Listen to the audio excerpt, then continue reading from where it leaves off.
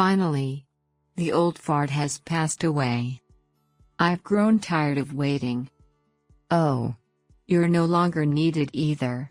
Just leave the condolence money and go quickly. During the funeral of my father-in-law, my mother-in-law, who had burdened me with the sole responsibility of caring for him, uttered these words. My husband, who had been too busy with work to involve himself much in caregiving issues, remained silent. If my father-in-law were alive, he would have been on my side, but now I have no allies. I've decided to sever ties with this family. As I contemplate this, my husband slowly stands up. I am a 29-year-old housewife living with my parents-in-law. My husband and I got married 2 years ago, and we began living with my parents-in-law last year. This was because shortly after our marriage, my father-in-law was diagnosed with cancer. Actually, it seems quite advanced. Dad seems to have noticed changes in his body for quite some time, but he kept quiet because he didn't want to be a bother. Huh? Is that true? Yeah, according to the doctor, it's already in the late stages. Even if he starts treatment now, it's too late, and he probably won't live much longer. When I heard this news, it hit me like a shock, as if it were about myself. My father-in-law had dedicated himself to his work, held a respectable position within the company, and cared deeply for my husband and mother-in-law. Knowing all this about him, I was too shocked to find any words. But we didn't have time to indulge in such emotions. The issue of caring for my retired father-in-law arose. He retired from his job because it became difficult to work anymore. About the caregiving, to be honest, I want to be the one to do it. But since Dad doesn't have a job anymore, I can't just quit my job here. That makes sense. Of course, I'll ask Mom for help too, but I want to live at home from now on. Mom also wants us to spend our last moments together as a family. That includes you too. My husband had wanted to take care of his father himself, considering all the care his father had given him over the years. However, if my husband quit his job, we would lose our source of income. Yet, we couldn't leave the caregiving solely to my elderly mother-in-law. So, we ended up living with my in-laws. Since getting married, I've been treated well by my father-in-law, whom I deeply respect as a person. So, I've always wanted to help him in any way I can. Besides, my mother-in-law considers me part of the family and expressed her wish for us to spend my father-in-law's final moments together. Honestly, I feel really sorry for causing trouble at the very end. I'll do what I can on my own. So please don't burden yourself too much. Please rely on me for anything I can help with. That's why I moved here. Ah, thank you. My father-in-law expressed gratitude. From that day on, our caregiving life in my in-laws' home began. During the first month, we managed our caregiving duties smoothly. I actively participated, but gradually, changes started to occur in our routine. Take care. Have a good day at work. Thanks. I'll try to come back early. Take care of Dad, okay? Before marriage, I used to make my own lunch, so it wasn't that hard. However, preparing separate breakfasts for my frail father-in-law and mother-in-law, and cleaning the considerably larger house compared to the apartment I lived alone in, proved to be much more challenging than I anticipated. The most difficult part was dealing with my mother-in-law. The breakfast today wasn't that tasty. Did you take shortcuts? No way. No, I didn't. You did, didn't you? Are you making the same menu as that old fart? Old fart? My darn husband. Seems like you're making easy-to-eat meals for him because he's weak. But they're bland. I told you to make my breakfast separately. Didn't I? Of course, I've been making separate meals. I apologize if it didn't suit your taste. I'm letting you live here without paying rent, so I expect you to work a bit harder. As my daughter-in-law, you need to pull your weight. Ah, yes. At first, my mother-in-law was supportive and really kind. However, as I got used to this lifestyle, she gradually stopped helping with household chores and caregiving, and started criticizing what I did. I never thought she would resort to such behavior, so I was surprised by this change, but the frequency of her behavior resembling bullying was increasing. Well then, I'm going out. Take care of things today, okay? Wait, where are you going? Where? Just to a tea party. Well, today we have a meeting with the care manager, remember? I asked you to accompany my father-in-law to his appointment, didn't I? Oh, I forgot. Well, I have plans too, so can't you go instead? Even if you say that, I can't, that's why I asked you. Caring for him is your job, isn't it? Don't push it on me. Just fulfill your responsibilities properly. With that, my mother-in-law said nothing more and left, ignoring me. That day, there was a meeting with the care manager regarding my father-in-law's caregiving, so I couldn't accompany him to his appointment. I had informed her about it a week ago. Her selfishness and indifferent attitude towards my father-in-law's needs made me feel a bit angry. Sorry for burdening you so much. No, it's okay. I'm not bothered by it. I called the hospital earlier and rescheduled the appointment for tomorrow. Sorry about that. I felt sorry for making my father-in-law worry, realizing that all of this was due to my mother-in-law's selfish actions. I had gradually begun to feel dissatisfaction towards my mother-in-law, who left all the household chores and caregiving to me while she spent my father-in-law's savings on leisure activities. Sorry, can I talk to you about something? Sure, what's going on? It's about your mom. At first, we were working together. But lately, I've been handling everything on my own, both the housework and caregiving, and it's getting physically tough for me. But with Dad's condition, we can use long-term care insurance, can't we? Or can we get helpers to assist? That's true, but your mom doesn't want strangers seeing your dad in such a vulnerable state.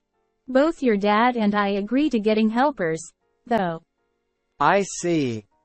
Could you try talking to her, even briefly? I know you're busy with work. I'm sorry to ask. Got it. I'll talk to her. After that, my husband talked to my mother-in-law, but there was no improvement in her behavior.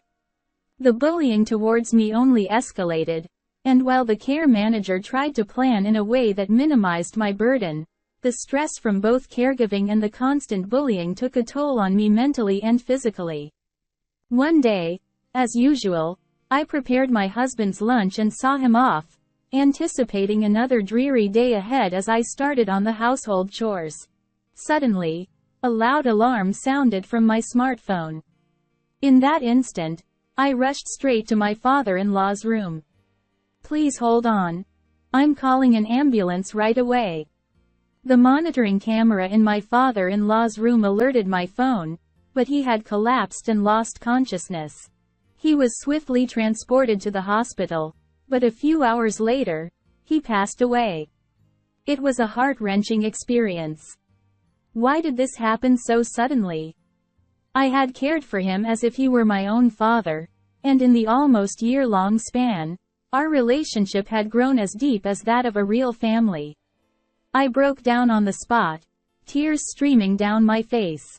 Memories of conversations with my father-in-law and the moments we shared flooded my mind, intensifying my sorrow even further. However, I had no time for crying. I had to deal with funeral arrangements, contacting relatives, and managing other tasks, keeping myself occupied amidst the busy days. Then, on the day of the funeral, Can you come here? I need to talk to you. Sure. Now that that old fart is gone. So you're of no use anymore. Can't you just leave after giving your condolence money? What? I only wanted you as a caregiver. You're no longer needed. The moment I heard these words from my mother-in-law, my patience snapped. What the hell do you mean I'm not needed anymore? Don't make me repeat. You were just a caregiver. Wasn't this discussed when we talked about moving to my parents' house? I heard you saying you wanted to spend the last moments with your family, including me. That's ridiculous. I thought of giving you a chance since I heard you were a hard-working woman. But now you're of no use. Yeah, she's no longer needed. Let's get rid of her. That's too harsh. I never expected my husband to betray me at this critical moment. But if both of them thought of me this way, I'd gladly disappear from their sight.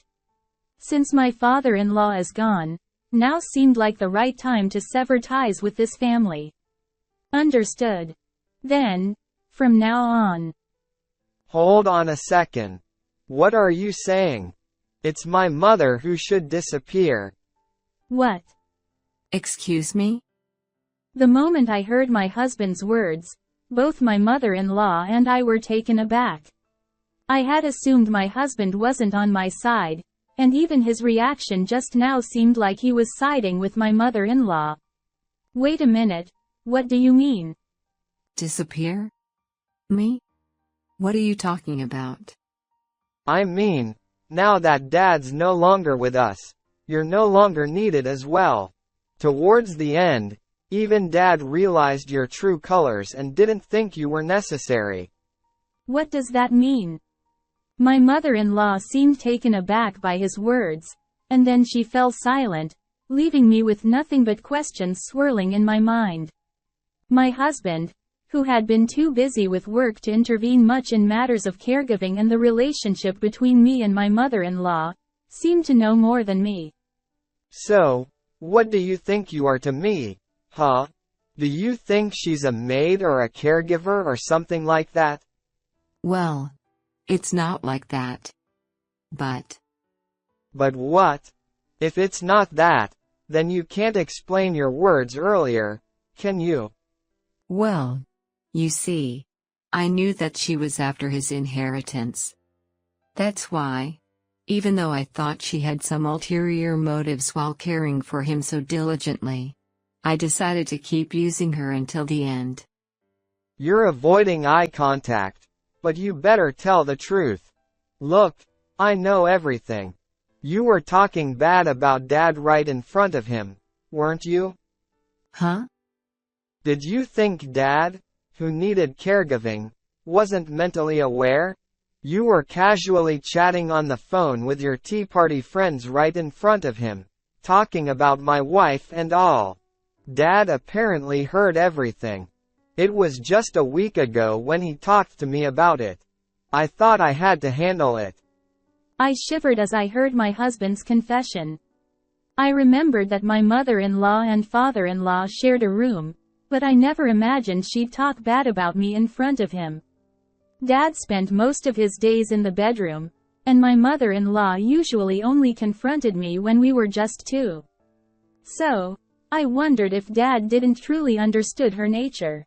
Occasionally, she'd cancel accompanying him to appointments, or her true colors would show in front of him, but those were rare occurrences. Seriously, Dad only had cancer. He didn't have dementia or anything. He knew all about how you were treated, all your bullying. Yet what? While you gallivanted around while your husband was terminally ill, how could you even say such a thing? Well, it's, a misunderstanding. Well, whether that was a misunderstanding or not, the fact remains you've been cornering my wife with your bullying. Dad even told me about it. He was planning to divorce you soon. Look at this. He had divorce papers ready. What's that about? And about my wife being after the inheritance? Don't make me laugh. You're the one who saw Dad as a cash cow, right? I was shocked when I saw the balance of his savings. How much did you spend? Well, she did call him old fart, and went out quite often, but That's not true. Let me explain. Well, I think you just used up Dad's savings for your own pleasure. For an old hag like you to spend so much money, what on earth were you spending it on? Well, Dad was planning to divorce you, and he made it clear that there wouldn't be any inheritance for you after he passed away. So, you're no longer needed. You don't even have to come to the funeral. Huh? Wait a minute. What do you mean there's no inheritance? What? After all this talk, you're still hung up on that? You really were just after the money. but seriously, did your dad really say he wouldn't leave her anything? Well, I have his will, so it's all good. He made quite a few preparations while he was alive, so everything's taken care of. Preparations? Don't just assume things. Please explain properly what you mean. Well, I guess explaining it in my own words might not do justice. Shall we read Dad's letter? With that, the husband took out a white envelope from his breast pocket and slowly began to read his father's letter. Firstly, I want to express my gratitude to my proud son. Thank you for supporting me despite your busy schedule. And to my daughter-in-law, although we don't have a direct relationship, I am truly grateful for your devoted care. In contrast, to my wife who squandered my assets without care and neglected household chores and caregiving, I won't leave any inheritance. I hope to proceed with the process of disinheriting her after my death. Huh? Is this true? As the husband read aloud a portion of the will, the mother-in-law froze for a few seconds and collapsed to her knees. Trembling, she clasped her head with both hands and began to groan. What's this? That's a lie. Disinheritance? There's no way that'll hold up. Do you know how I've endured over these decades? I don't know how you've endured, but you were happy when Dad was diagnosed with cancer, weren't you? Besides, Dad doesn't wish to leave you any inheritance, and his intentions are clearly stated in the will. I will follow the will accordingly, and you better not expect any share. Stop kidding me. This is unbelievable. Believe it or not, it's true. We have evidence of your mistreatment captured by our home surveillance cameras, and you've spent more than half of our savings since Dad quit his job due to terminal cancer. There's enough evidence to convince the court. But At this point, it seemed certain that my husband could successfully exclude his mother from inheritance rights. Perhaps if she had begged on her knees, the outcome might have been different. However, the mother-in-law only tried to make excuses and showed no signs of apology. Enough already. You've only seen my father as money. He worked diligently for the family, dedicating most of his life to us. However, you chose to betray him in the end. Yes, I heard about you from my father-in-law. He was saddened by the change in you over the years. But to think everything was uncovered. It wasn't so much sadness as it was disappointment, I suppose. that's not it. It was because I've never been allowed to use any money until now. It's just the backlash. Stop lying. Don't play the victim here. If you dare speak ill of Dad any further, I won't forgive you. I don't want to see your face anymore, and you're not the person who should be here for Dad's final farewell. I won't allow you to be at the funeral any longer. Leave right away. After my husband said those words loudly, my mother-in-law trembled visibly, looking surprised, and hastily left the funeral hall. Afterward, I bid farewell to my father-in-law with my husband and the other attendees and returned to our family home. We gathered all the evidence remaining in the camera and initiated legal proceedings at the family court. Soon after, my mother-in-law was excluded from inheritance, and her inheritance rights were invalidated. However, a few days later, my mother-in-law showed up at our family home. Hey, isn't this going too far? Are you really going to abandon the mother who raised you all this time? I no longer consider you my mother, and I'll continue to see you as a total stranger from now on.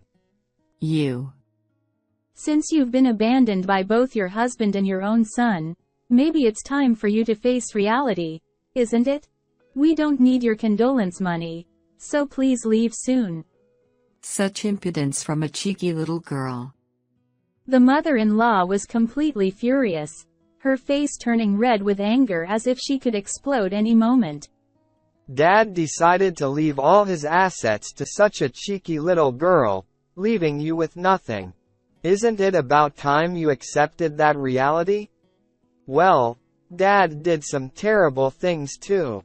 He should have divorced you right away instead of dragging it out like this. That's how we ended up with an incompetent who's been comfortably lounging around for a long time under the care of a husband with a decent salary. In spite of that, you come here boasting about being stronger than anyone else. Does such a person even have a job? Well, we're planning to sell this house and move anyway. We're starting a new life, so you might as well enjoy what little life you have left. With that, my husband slammed the door shut. Afterward, despite her banging on the door and making a scene, my husband and I decided to completely ignore her. We ignored all her attempts to contact us, and as we continued to ignore her whenever she came to our family home, gradually, she stopped coming altogether. Then, we sold the family home and used the money as a down payment to purchase a new house.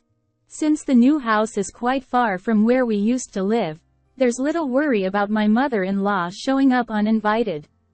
Well, I can't entirely dismiss the possibility of her hiring a detective to track us down, but she barely has enough money as it is, let alone to afford a detective.